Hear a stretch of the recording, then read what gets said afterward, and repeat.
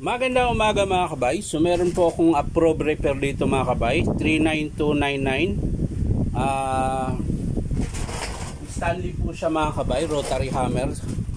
So ito yung inestimate ko nung nakaraang linggo mga kabay. So ayan, inapprove na po ng customer. So ang papalitan niyan mga kabay ay armature. Ayan. Ito po yung armature niya mga kabay. Ayan. Bagong-bago po yan. Tapos syempre yung carbon brush at brush holder, tsaka yung lever niya mga kabay. Ayan. So tara mga kabay, samahan nyo ako, kakabit natin. So yan mga kabay, nakalas ko na po yung screw niya. So, tatanggalin na po natin yan.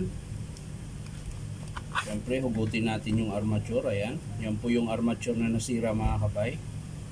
At syempre yung kanyang brush holder, magpapalit din po tayo mga kabay.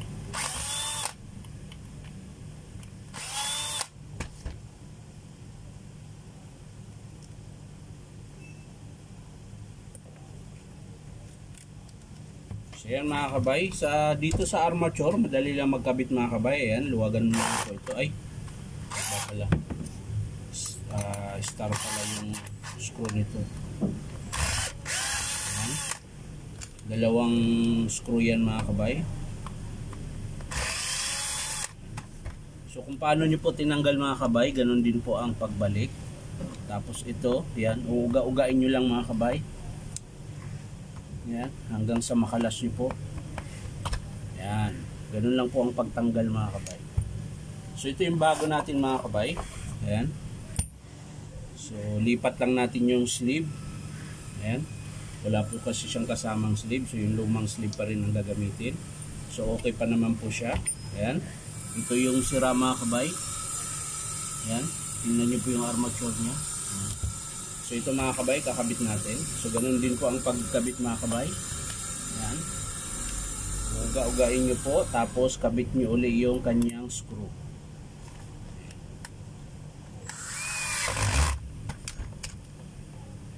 Kabilaan po yan mga kabay. Ayan.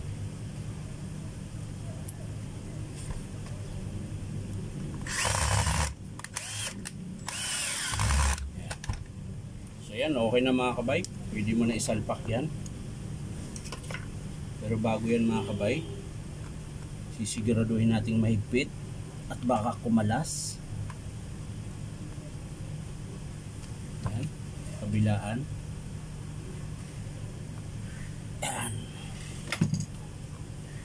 So okay na yun mga kabay. So ang ililipat naman natin ay yung kanyang brush holder. So ito medyo may katagalan lang to dahil huhugutin nyo po yung kanyang lumang brush holder. Ayan.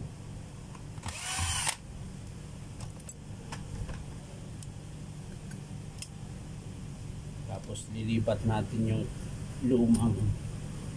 lumang spring mga kabay dahil wala pong spring kasama yung bago. So kailangan nating kunin yung spring na luma.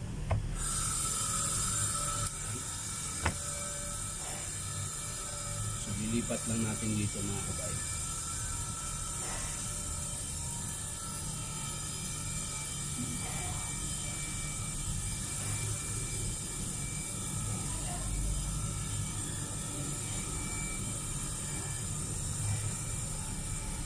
Lilipat lang natin.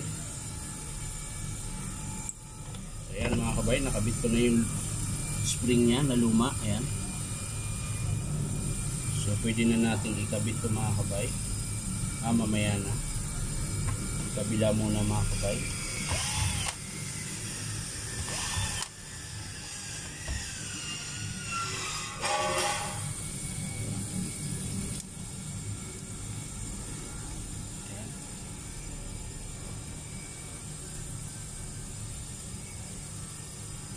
Ikabit tong bagong brush holder mga kabay.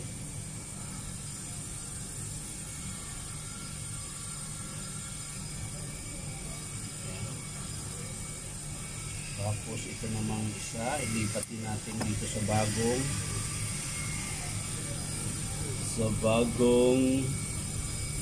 brush holder ulit. Ayan.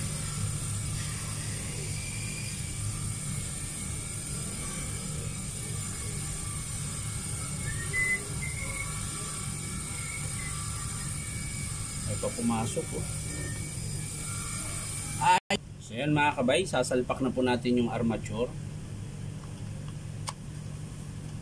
Huhuli lang natin yung brush holder mga kabay.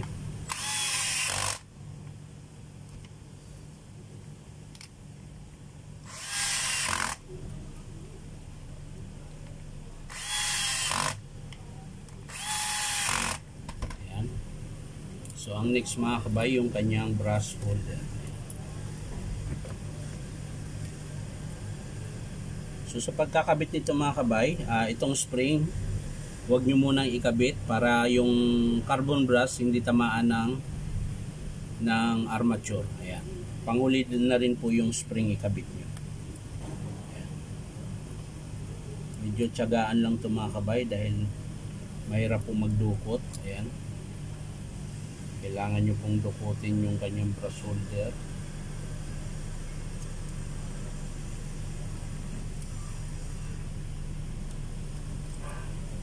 Pag pumasok na mga kabay, yan, pwede mo na i-balik yung kanyang spring bago nyo ikabit yung kanyang screw. Ayan mga kabay. Magilid pa.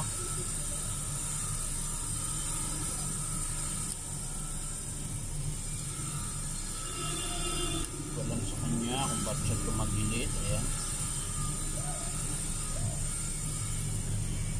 So okay na yun mga kabay. Balik natin yung switch. Ayan.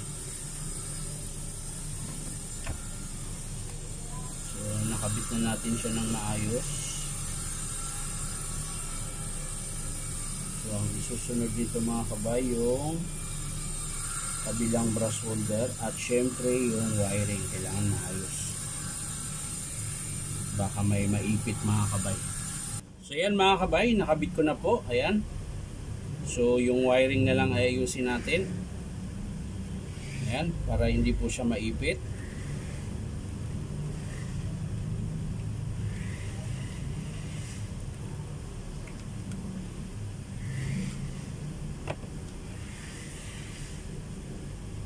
Ayan. So bago natin isara mga kabay, testing muna natin kung gumagana.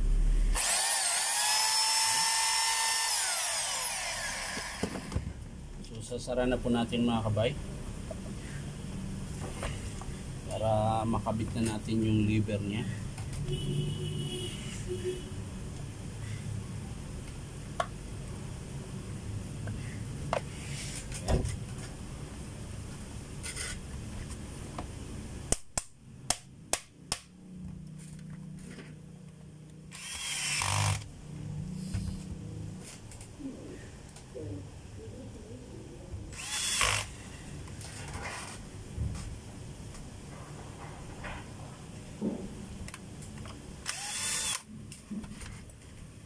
So yan mga kabay.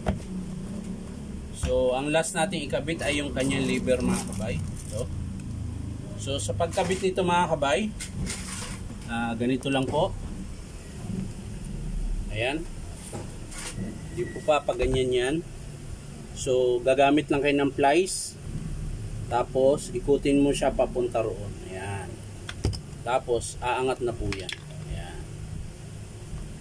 Tapos bago nyo po ilagay yung bagong lever, kailangan yung spring na sa gitna. So kailangan yung isaksak para ilagay nyo yung spring. Ayan. Mailagay nyo po sa gitna yung spring. Ayan. Dapat nakaganyan ang forma niyan. Para po papasok yung selector. Ito po yung selector mga kabay, yung pinakatiting. So sa pagkakabit mga kabay, kung paano mo kinalas, ganun din po yung pagbalik.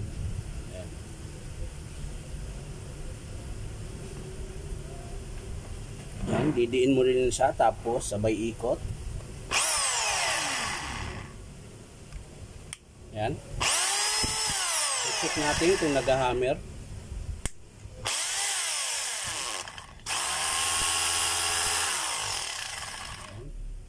3 mode po ito mga kabay, kaya meron po siyang chip.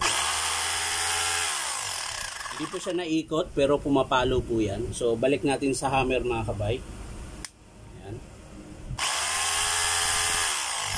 Tapos sa drill. So okay na mga kabay, pinalitan po natin ay yung kanyang armature. Ayan. Ito po yung armature niya. Tsaka dalawang brush holder at kanyang lever. So yan lang mga kabay, maraming salamat sa panonood at pa-like and share na rin po. At syempre po, paki-subscribe niyo po yung aking YouTube account na Inom Tabay. So halos mga isang buwan pala ako mawawala mga kabay dahil uwi po ako ng Negros. Tapos tatawid kami ng Mindanao. So ang balik ko po dito, makakabalik ako sa pagre-repair ay July 19 na or 20. So yan lang mga kabay, bye bye!